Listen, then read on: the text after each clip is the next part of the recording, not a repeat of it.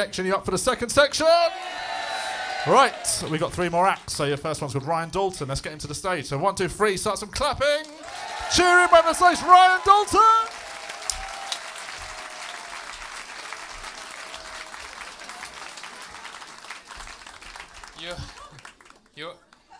It's all right, I'll give you a couple of seconds to let your eyes adjust.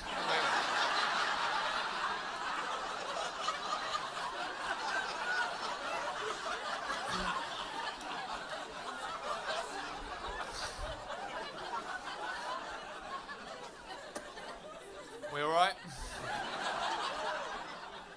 It's fine, don't worry, I'm described as visually tricky. I don't do drugs, I just know I'm that kind of guy you think you see when you're taking drugs. Like a really smiley, slender man.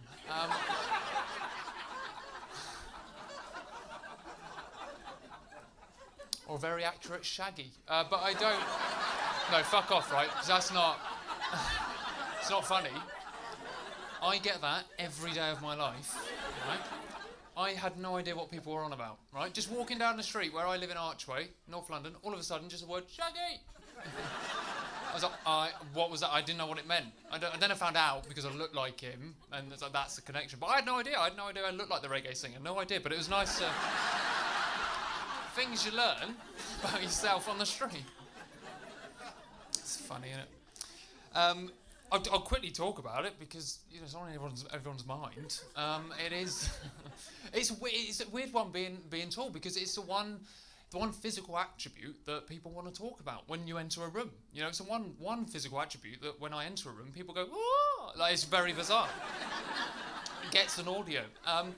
But it is weird because people want to ask about it. People want to ask how tall you are, but they never really know how to do it. To be honest, it always goes wrong. I was finishing a gig the other week in London. I was getting the bus home because I'm doing all right, and I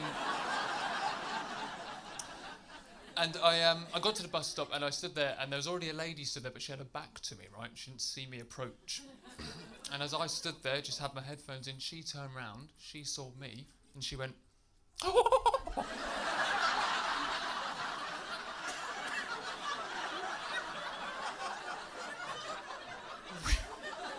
which is just one of the greatest noises you can make anyone make, accidentally. And I went, my God, I'm so sorry, are you okay? And she went,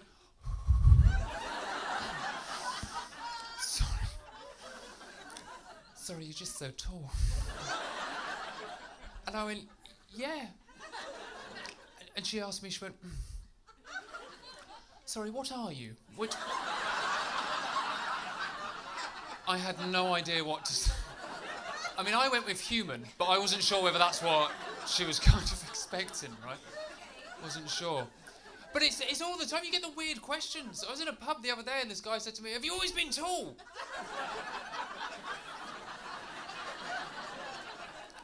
No, last week I was 5'2". Like, I like to keep it up and down.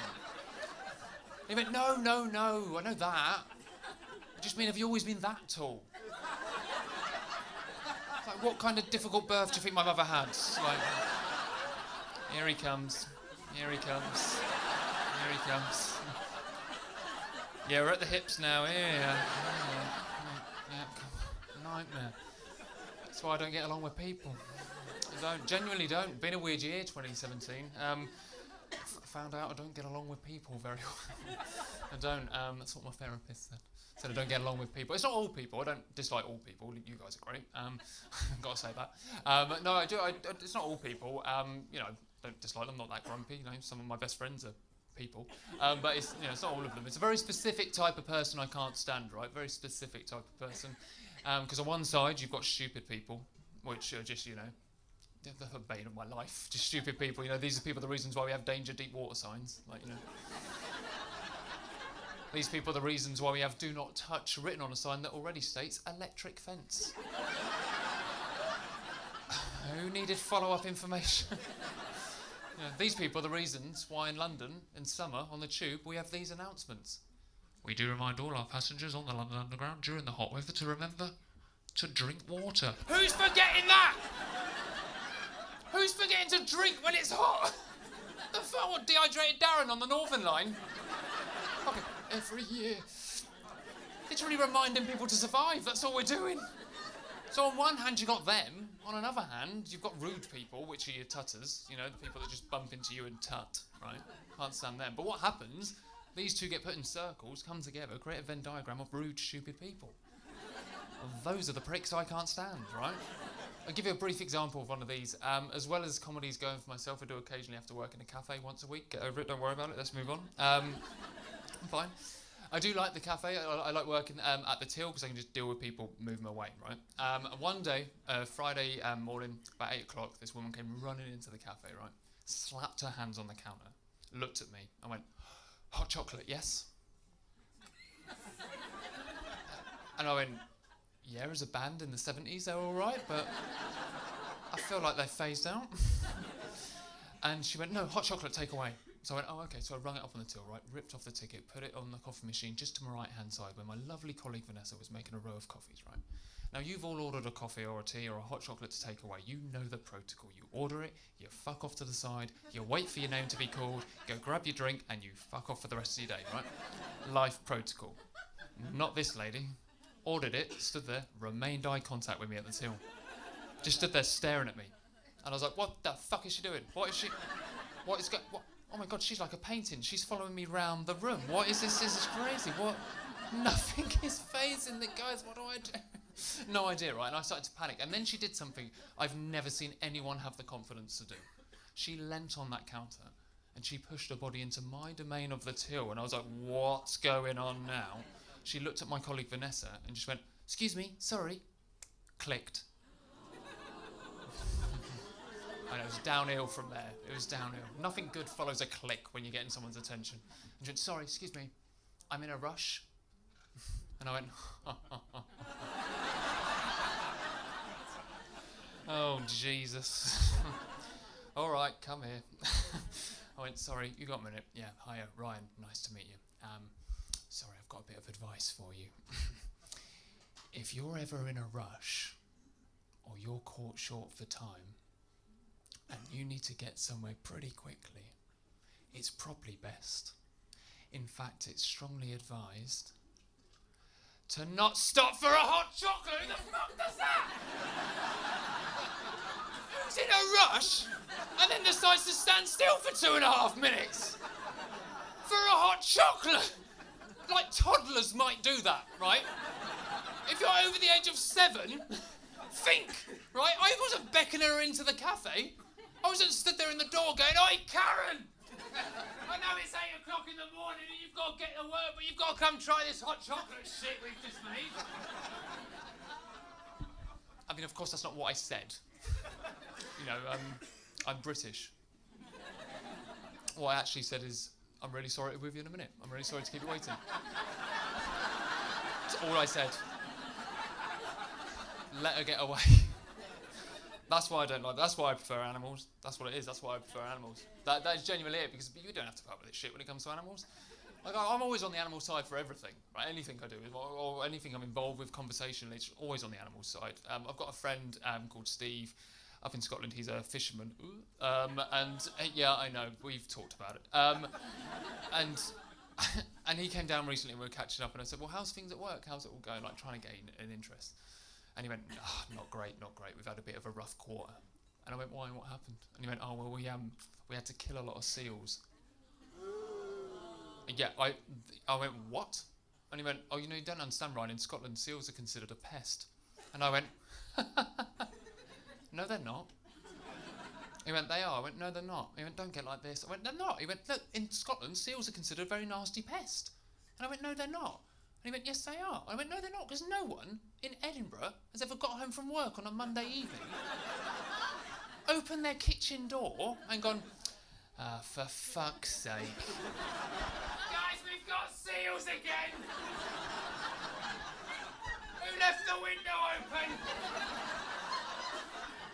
I told you not to leave the shit in the drain. That brings them in. Put it on the WhatsApp group. Put one of those sticky strips up. Don't shake your head, someone's done it. That's never happened. And even if that did, would you not be over the fucking moon? If I got back from work on a Monday evening, opened my kitchen door and saw a fucking seal, I'd be like, yeah! Guys, we've got seals!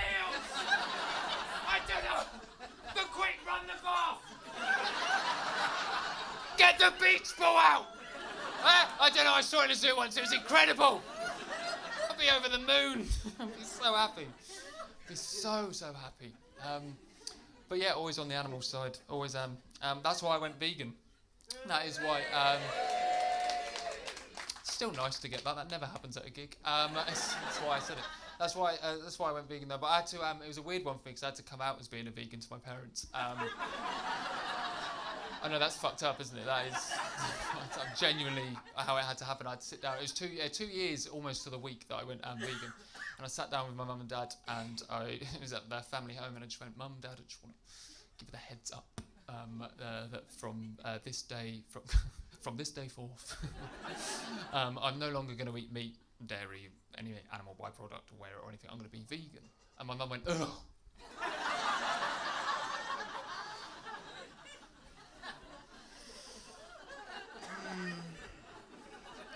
So close to Christmas. What does that mean?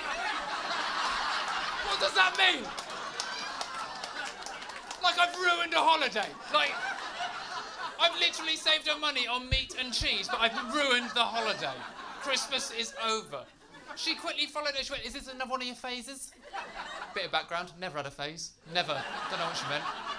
Always, apart from the height, always average. Never had a phase, right? And then she just suddenly looked at me and she went, what are you going to do about the bacon? Suddenly bacon was my responsibility. I was at the head of the table for bacon. And I went, I'd probably not buy it. Like, that's a start, isn't it? That's a solid start for vegan. She reacted as if I had shares in a bacon factory. Well, there's your wage gone. You ain't going to get any money from that anymore, are you? Getting yourself out of a job there. But this is what I love. I don't talk about it a lot, veganism, because genuinely, apart from obviously lovely gigs like this, when you do go to a comedy club and you say you're a vegan, I've had walkouts. That's how bad it is. People just don't want to. People don't want to listen to you. People don't want to listen to you talk. So I don't really bring it up a lot. But I do love it in day-to-day life when people find out I'm a vegan. They start asking me questions. It opens that door. I can start talking about it a little bit, right? But I come from a town called Bracknell. No. It just drive through it. It's a weird, yeah. It's the one town that actually smells of chlamydia. It's really bizarre. But I was in the pub where we used to go, like when we were 18 and stuff, and I saw an old school friend, and he found out I was vegan. He got so angry. I've never seen anger in a man. And he was like, oh, why? He really didn't understand. And he just went, I've just got one question. He was like, I don't get how do you...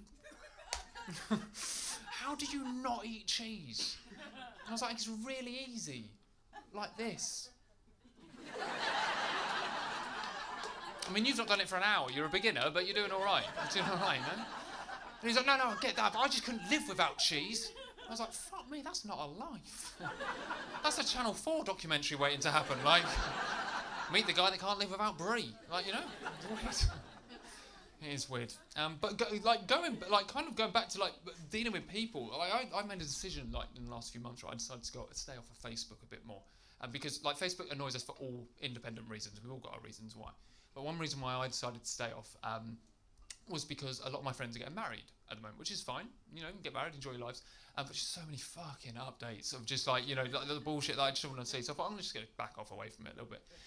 But the reason why weddings annoy me, it's not because it's a happy occasion. There's one element I kept seeing in the wedding photos that I was like, what's that? I don't understand what that's about. And it was happening in every single one of my friends' wedding.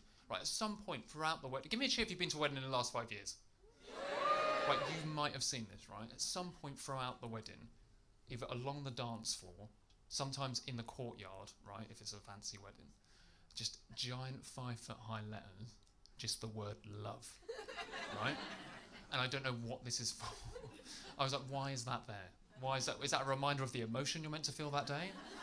Like, because that happens at no other event, right? You don't get the words grief up the side of a church at a funeral, right? Same thing. Same damn thing, right? At Nan's 90th birthday party, you don't get tick-tock above the buffet, right? Same damn thing, right? Don't get it. But the reason why this was annoying me so much, the reason why I was getting irate is because I recently got engaged to my girlfriend, right? And That was really arrogant. I was about to say you don't have to clap, and then a bit of my brain went, oh, what if they're not going to clap? That would have made me look like, oh, now I want the clap. But no, I got engaged to my girlfriend, and we just said, don't clap. Don't just leave it. Let it go. And I said to my girlfriend, we got engaged, and we started to talk about wedding plans and what we wanted to do. I was like, can I just clarify one thing? You don't want this bullshit love sign anywhere at our wedding, do you? And she was like, no, God, absolutely not. I was like, okay, cool. Can we just rip the piss out of it then? Take the piss. So we've made a commitment, right, a pact, if you will, that at our wedding, in giant 5-foot-high letters along our dance floor, we're just going to have the word tolerate.